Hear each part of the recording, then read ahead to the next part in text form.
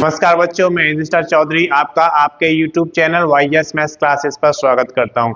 बच्चों, आज इस वीडियो में हम लेकर आए हैं कि आरआरसी ने एससीआर के थ्रू अप्रेंटिस की बम्पर वैकेंसीज निकाली हैं, जिसका ऑनलाइन एप्लीकेशन कब से शुरू होगा, लास्ट डेट क्या होगी, कितना एप्लीकेशन फी आपको देना है, किस स्टेट में कितनी वैकेंसीज हैं, सारा कुछ इस वीडियो में डिस्कस करेंगे। अगर अभी तक आपने चैनल को सब्सक्राइब नहीं किया, सब्सक्राइब करें, वीडियो को लाइक करें और ज़्यादा से ज़्यादा शेयर करें ताकि ये वीडियो उन सभी बच्चों के पास पहुंचे जो आरआरसी में एससीआर के थ्रू अप्रेंटिस की जॉब करना चाहते हैं। तो आइए सबसे पहले यहाँ पर बात करते हैं इसकी प्रारंभिक तिथि की। तो इसके ऑनलाइन एप्लीकेशन शुरू हो चुके हैं 28/12/2024 से, यानी कि 28 दिसंबर 2024 से ऑनलाइन एप्लीकेशन शुरू हो चुके हैं।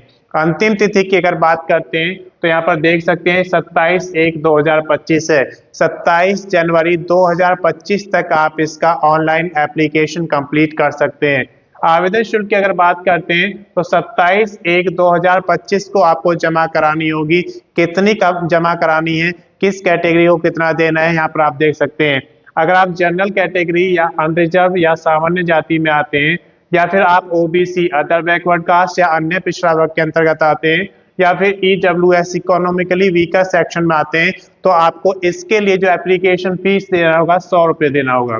अगर आप SC schedule caste, ST schedule tribes या फिजिकल हैंडीकैप्स हैं तो उसके लिए आपको कोई आवेदन शुल्क नहीं देना है। आप किसी भी कैटेगरी की महिला कैंडिडेट हैं तो आपको इसके लिए कोई आवेदन शुल्क नहीं देना है। आयु की अगर बात करते हैं तो 28/12/2024 को कैलकुलेट की जाएगी। 28/12/2024 में कितनी आपकी एज होनी चाहिए, आप देख सकते हैं 15 वर्ष से 24 वर्ष तक होनी चाहिए। कम से कम 15 वर्ष और ज्यादा से ज्यादा 24 वर्ष होनी चाहिए। योग्यता की अगर बात करते हैं तो 10th पास आपका होना चाहिए। कम से कम 50% अंक आपके होने चाहिए 10th में, तभी आप इसके लिए एलिजिबल हैं। आईटीआई की अगर बात करते हैं तो आपको उस स्टेट में आईटीआई होना चाहिए जिस स्टेट में आप इसका एप्लीकेशन फॉर्म भरना चाहते हैं, एनसीवीटी या फिर एससीवीटी का। की अगर बात करते हैं तो 4232 पदों पर यहाँ पर अप्रेंटिस की वैकेंसीज निकाली गई हैं। किस स्टेट में कितनी वैकेंसीज हैं आप यहाँ पर देख सकते हैं। एसी मैकेनिक की बात करते हैं तो 143 वैकेंसी दी गई हैं। इलेक्ट्रीशियन के लिए 1053 वैकेंसीज हैं, जो कि इसमें सबसे ज्यादा स्टेट में वैकेंसीज दी गई हैं। फिटर के लिए भी 1742 हैं, जो सबसे ज्यादा है यहाँ पर 1742। उसके बाद वेल्डर की अगर बात करते हैं तो 713 वैकेंसी यहाँ पे दी गई है। डीजल मैकेनिक की बात करते हैं तो 142 दी गई है। मशीनिस्ट की बात करते हैं तो 100 वैकेंसी उसके लिए दी गई है। इलेक्ट्रॉनिक मैकेनिक की बात करते हैं तो 85 दिया गया है। पेंटर के लिए यहाँ पर 74 वैकेंसीज रखी गई हैं। कारपेंटर के लिए 42। अगर आप एमएमवी का भरना चाहते हैं तो 8 है यहाँ पर, और अन्य के लिए 130 वैकेंसी और दी गई है। तो कुल मिलाकर यहाँ पर जो वैकेंसीज हैं 4232 पदों पर यहाँ पर रिक्रूटमेंट निकाला गया है अप्रेंटिस के लिए। अब बात करते हैं यहाँ पर डॉक्यूमेंट्स की। तो जब भी आप ऑनलाइन एप्लीकेशन जमा करते हैं तो आपको उसमें कुछ डॉक्यूमेंट्स अपलोड करने होते हैं, जैसे कि आपका एलिजिबिलिटी। अगर एलिजिबिलिटी की बात करते हैं तो यहाँ पर आपसे 10th पास मांगा गया, तो 10th का सर्टिफिकेट आपके पास होना चाहिए, और आईटीआई उस स्टेट में जिसमें आप फॉर्म फिल करना चाहते हैं, तो ये आपके एलिजिबिलिटी में आ जाते हैं। आपका डोमिसाइल, किस स्टेट में आप रहते हैं उसका डोमिसाइल सर्टिफिकेट आपके पास होना चाहिए। स्टेट के बाद आपके पास कास्ट सर्टिफिकेट होना चाहिए अगर आप किसी रिजर्व कैटेगरी में आते हैं। तो ये सारे डॉक्यूमेंट्स एलिजिबिलिटी क्राइटेरिया के अंतर्गत आते हैं, आपको ये अपलोड करने होते हैं। इसके बाद बात करते हैं आईडी प्रूफ। आपके पास कोई वैलिड आईडी प्रूफ होना चाहिए, वैलिड एड्रेस प्रूफ होना चाहिए, ये भी आपको स्कैन कॉपी में रखना है। इसके बाद आपके पास A4 size photograph scan copy में होना चाहिए।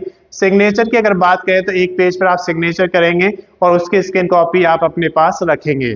इसके बाद देखते हैं बेसिक डिटेल्स। तो जब आप ऑनलाइन फॉर्म फिल करेंगे तो उसमें आपको बेसिक डिटेल्स देनी होती है, जैसे कि आपकी क्वालिफिकेशन यहाँ पे मांगा गया 10th पास, तो उसका सर्टिफिकेट आपको वहाँ पर देना होता है।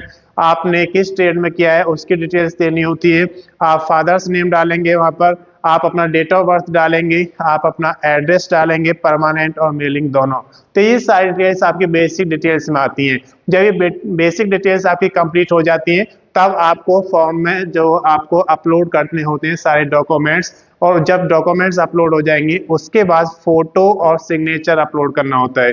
ये सारी चीजें अपलोड करने के बाद आपको फिर उसका प्रीव्यू चेक करना है। प्रीव्यू चेक करने से ये मालूम चल जाता है कि अगर आपने कोई गलती की है तो आप उसे सुधार सकते हैं, और अगर आपको लगता है कि इसमें कोई गलती नहीं है, सब कुछ ठीक है, तो आप उसका फाइनल सबमिशन कर देंगे। और जब फाइनल सबमिशन हो जाएगा तो आप उसका प्रिंट आउट निकालेंगे। प्रिंट आउट से एक फायदा होता है कि आप जैसे जैसे भर्ती में आगे बढ़ेंगे तो आपने उसमें क्या क्या फिल किया है वो सारे रिकॉर्ड आपके पास होता है, आप उसके अकॉर्डिंग अपने डॉक्यूमेंट्स उसमें कंप्लीट कर सकते हैं। अगर आपको अधिक जानकारी इसके लेनी है तो उसके लिए आरआरसी का एससीआर का जो नोटिफिकेशन है ऑफिशियल वेबसाइट पर आप जाएंगे, वहां से इसका ऑफिशियल नोटिफिकेशन पढ़ेंगे तो आपको सारी जानकारी मिल जाएगी।